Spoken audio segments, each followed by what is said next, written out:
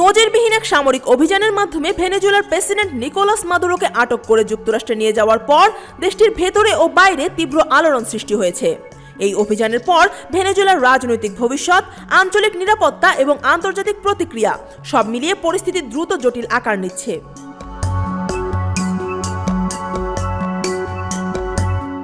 New York টাইমসের এক প্রতিবেদনে বলা হয়েছে, মাদুরোকে আটক করতে চালানো মার্কিন সামরিক অভিযানে বেসামরিক নাগরিক ও সেনা সদস্য সহ অন্তত 40 জন নিহত হয়েছেন।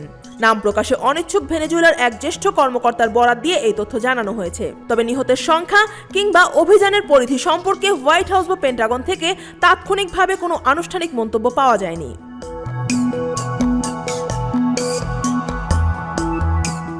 মার্কিন সংবাদ মাধ্যমগুলোর তথ্য অনুযায়ী যুক্তরাষ্ট্র সময় শনিবার রাতে মাদুরো ও তার স্ত্রীকে বহনকারী একটি বিমান নিউ ইয়র্কের স্টুয়ার্ড এয়ার ন্যাশনাল গার্ড বেসে অবতরণ করে। সেখান থেকে তাকে সরাসরি ব্রুকলিনের মেট্রোপলিটন ডিটেনশন সেন্টারে নিয়ে যাওয়া হয়। এই কারাগারটি হাই প্রোফাইল বন্দীদের রাখার জন্য পরিচিত।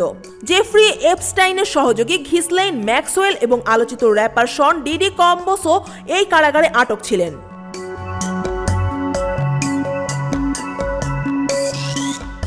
এদিকে প্রেসিডেন্টের অনুপস্থিতিতে ভেনেজুয়েলার supreme court vice president Delcy রদ্রিগেজকে অন্তর্বর্তীকালীন প্রেসিডেন্ট হিসেবে ঘোষণা করেছে।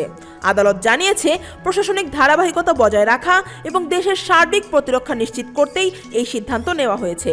সংবিধানের 233 ও 234 ধারা অনুযায়ী প্রেসিডেন্ট অনুপস্থিত থাকলে ভাইস প্রেসিডেন্টই দায়িত্ব গ্রহণ করেন। শনিবার বিকেলে ডেলসি রদ্রিগেজ ভারপ্রাপ্ত প্রেসিডেন্ট হিসেবে দায়িত্ব নেন। তিনি একই সঙ্গে অর্থ ও তেল মন্ত্রীর দায়িত্বেও আছেন। মাদুরো ও তার স্ত্রী সিলিয়া ফ্লোরেস আটক হওয়ার কয়েক ঘন্টার মধ্যেই তিনি জাতীয় প্রতিরক্ষা কাউন্সিলের একটি বৈঠকে সভাপতিত্ব করেন।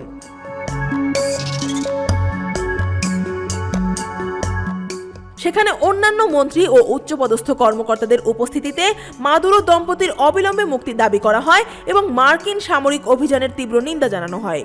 অভিযানের বিষয়ে মার্কিন প্রতিরক্ষা মন্ত্রী পিট হেগসেথ শনিবার রাতে সিবিএস নিউজকে বলেন, ভেনেজুয়েলার ভবিষ্যৎ কোন দিকে যাবে তার শর্ত এখন যুক্তরাষ্ট্র নির্ধারণ করবে।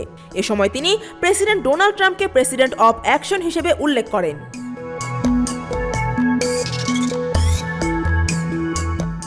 নিউ ইয়র্ক টাইমসের প্রতিবেদনে আরও বলা হয়েছে, স্থল বাহিনী নামানোর আগে ভেনেজুয়েলার আকাশ প্রতিরক্ষা ব্যবস্থা অকেজো করতে একটি বড় ধরনের বিমান অভিযান চালানো হয়। এই অভিযানে 150টির বেশি মার্কিন বিমান মোতায়েন করা হয়েছিল, যাতে সামরিক হেলিকপ্টারগুলো মাদুরোর অবস্থান স্থলে সেনা নামাতে পারে। মাদুরো আটক হওয়ার ঘটনায় বিশ্ব নেতাদের প্রতিক্রিয়া ছিল মিশ্র। ব্রিটিশ প্রধানমন্ত্রী কিয়ার স্টারমার বলেন, মাদুরো শাসনের অবসান নিয়ে ব্রিটেনের কোনো আক্ষেপ নেই। তিনি একটি নিরাপদ ও শান্তিপূর্ণ উত্তরণ নিশ্চিত করতে যুক্তরাষ্ট্রের সঙ্গে আলোচনা করবেন বলে জানান।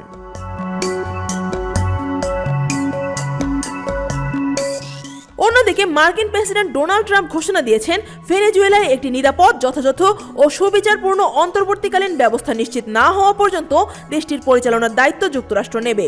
ফ্লোরিডার মার এ লাগোতে এক সংবাদ সম্মেলনে তিনি বলেন, যুক্তরাষ্ট্রের সঙ্গে অংশীদারিত্ব ভেনেজুয়েলার জনগণকে ধনী, স্বনির্ভর এবং নিরাপদ করবে। প্রসঙ্গত 2013 সাল থেকে ক্ষমতায় থাকা নিকোলাস মাদুরো হুগো চাভেজের শাসনামলে পররাষ্ট্রমন্ত্রী ছিলেন। তার শাসনকালকে স্বৈরতান্ত্রিক হিসেবে দেখা হয়। জাতিসংঘের তথ্য অনুযায়ী এই সময় 20,000-এর বেশি মানুষ বিচার বহির্ভূত হত্যাকাণ্ডের শিকার হয়েছেন।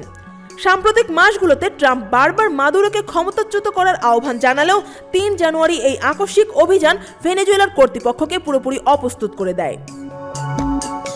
News desk, Dhaka watch.